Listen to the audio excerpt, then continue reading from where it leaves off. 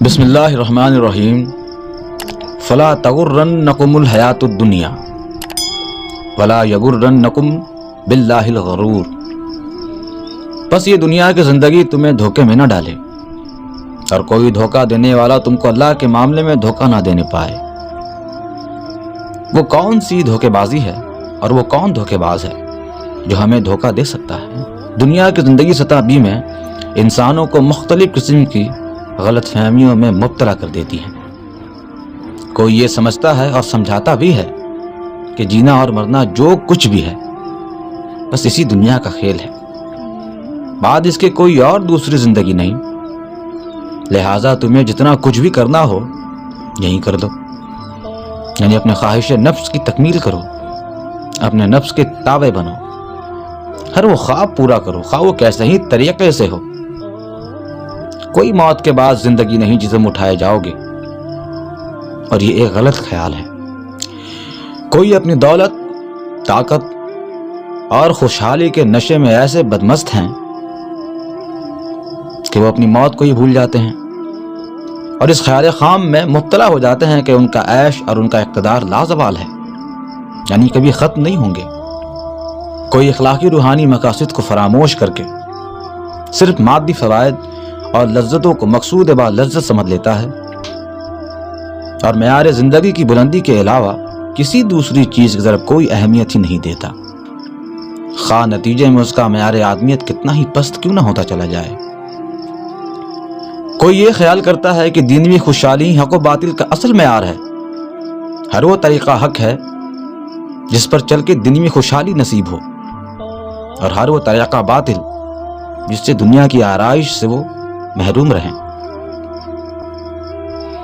کوئی دینوی خوشحالی کو حق و باطل کا اصل معیار تو سمجھتا ہی ہے، بلکہ مقبول بارگاہ الہی ہونے کی علامت بھی سمجھ لیتا ہے، اور یہ قاعدہ کلیہ بنا کر بیٹھ جاتا ہے کہ جس کی دنیا خوب بن رہی ہو، خواہ وہ کیسے ہی ذلیل طریقے سے بنے، وہ خدا کا محبوب ہے، اور جس کی دنیا خراب ہو، خواہ وہ حق پسندی، راست روی، حق و صداقت کے راستے ہی سے چلتی ہوئی کیوں نہ خراب ہو، خواہ وہ ایمانی زندگی ہی کے بدولت کیوں نہ خراب ہو، اس کی تو عاقبت بھی خراب۔ یہ اور ایسی جتنی ہی غلط فہمیاں تھیں، اللہ تعالیٰ نے ان کو دنیا کی زندگی دھوکے سے تعبیر کی ہے، یعنی ایک دھوکہ ہے، تمہیں دھوکے میں نہ ڈالے۔ اللہ تعالیٰ نے اس کے برعکس جو ہمیں نصیحت کی ہے وہ کچھ یوں ہے: بے شک اللہ تعالیٰ طیب ہے اور طیب چیزوں ہی کو قبول فرماتا ہے۔ بے شک اللہ تعالیٰ نے اپنے بندوں کو وہی کچھ ارشاد فرمایا جو اس نے اپنے رسولوں کو ارشاد فرمایا ہے۔ اللہ تعالیٰ نے کیا ارشاد فرمایا کہ اے جماعت مرسلین، کھاؤ پاک چیزیں اور عمل صالح کرو۔ اللہ تعالیٰ نے مسلمانوں کو خطاب کرتے ہوئے ارشاد فرمایا کہ اے ایمان لانے والو، ان چیزوں سے کھاؤ جو ہم نے تمہیں عطا کی ہیں۔ اللہ کے رسول صلی اللہ علیہ وآلہ وسلم نے ایک شخص کا قصہ بیان فرمایا کہ اس نے لمبا سفر کیا، چہرے پر گرد و غبار، ہاتھ کو یوں آسمانوں کی طرف اٹھائے ہوئے اللہ سے دعا یعنی دست دعا بلند کر رہا ہے، حالانکہ اس کا کھانا حرام کا، اس کا پینا حرام کا، اس کا لباس حرام ہے اور اس کے غذا حرام ہے۔ آخر کیوں کر اس کی دعا قبول ہوگی؟ یعنی اس نے اپنے آپ کو دنیا کے تابع کیا، حق و صداقت کے راستے سے بیزار ہے اور اللہ سے دعا مانگتے پھر رہا ہے۔ ہم کسی کی زندگی کو جہنم بنا کر اپنی دنیا خوب کما سکتے ہیں، لیکن اپنی عاقبت نہیں کما سکتے، اور آج بھی ایسے ہی لوگوں کا چلنا پھرنا ہمارے ساتھ ہے کہ وہ ہر ظلم کر گزرتے ہیں مخلوق پر اپنی مفاد کے لیے، اپنی آرائش کے لیے، اور اگر آپ ان کو نصیحت کریں تو وہ یوں کہیں گے کہ ہمارے پاس جو عزت، دولت، شہرت، مال و متاع ہے یہ اللہ کی عطا کردہ ہی تو ہے، اور جس کے پاس مال و متاع نہیں، خواہ وہ حق پسندی ہی کے بدولت کیوں نہ ہو، وہ اس کو ذلیل گردانتے ہیں۔ تو کیا آپ نے قارون کا قصہ نہیں سنا؟ سورہ القصص اللہ تعالیٰ نے قارون کا قصہ ارشاد فرمایا. تو ایک روز قارون بڑی آرائش اور ٹھاٹھ سے اپنی قوم کے سامنے نکلا. سو جو لوگ دنیاوی زندگی کے طالب تھے کہنے لگے کہ ایسا ہی مال و متاع کاش ہمیں بھی ملے کہ جو قارون کو ملا، کہ وہ تو بڑا ہی صاحب نصیب ہے، نہیں بڑا نصیب والا ہے، کہ کاش ہم کو بھی وہ دولت، وہ شہرت، وہ عزت ملتی، کاش ہم کو ہی وہ مال و متاع ملتا جو قارون کو ملا.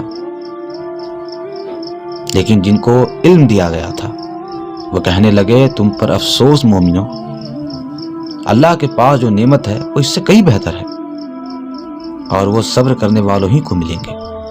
بعد اس کے یہ احوال کہ جب سامنے آیا کہ قارون جب اپنی مال و متاع کے ساتھ زمین میں دھسا دیا گیا تو وہ دولت سے اور شہرت سے اور قارون کے ٹھاٹ باٹ سے بیزار ہو گئے، اور یہ اصرار کیا ہوگا کہ ہم غلط تھے. یعنی ہم یہ سمجھ بیٹھے تھے کہ دنیاوی خوشحالی ہی اور دولت مندی ہی فلاح ہے، یعنی کامیابی، اور اس خیال میں مبتلا تھے کہ قارون بڑی فلاح پا رہا ہے. مگر آج حقیقت پتہ چلا، حقیقت کا علم ہو گیا کہ یہاں فلاح جس چیز کا نام ہے وہ تو کچھ اور ہی ہے. قارون کا یہ سبق آموز قصہ صرف قرآن ہی میں آپ کو ملیں گے، بائبل اور تلمود میں دونوں میں اس کا کوئی ذکر نہیں.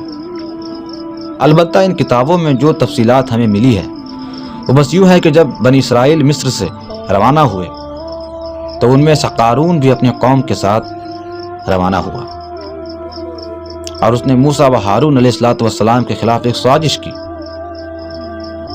اسی پر اللہ تعالیٰ کا غضب اس پہ نازل ہوا اور وہ اپنے مال و متاع کے ساتھ، اپنے مال و اسباب کے ساتھ زمین بوش کر دیا گیا. دنیا کی زندگی سوائے دھوکے کے اور کیا ہے؟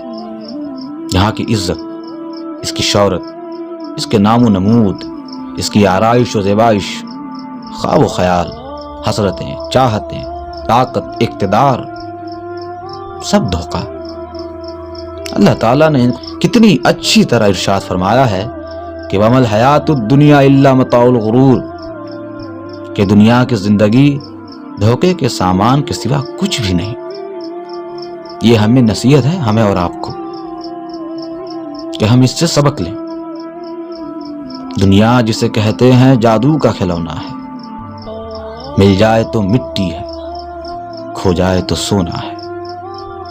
ہم دنیا کو حقیر جانتے ہیں، اس کی دولت اگر صداقت سے ملے تو کیا ہی خوب، لیکن اگر کسی کا حق مار کے ملے تو یہ ذلت ہے،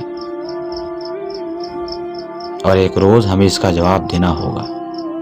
اللہ تعالی ہم سب کو کہنے سننے سے زیادہ عمل کی توفیق عطا فرمائے. آمین.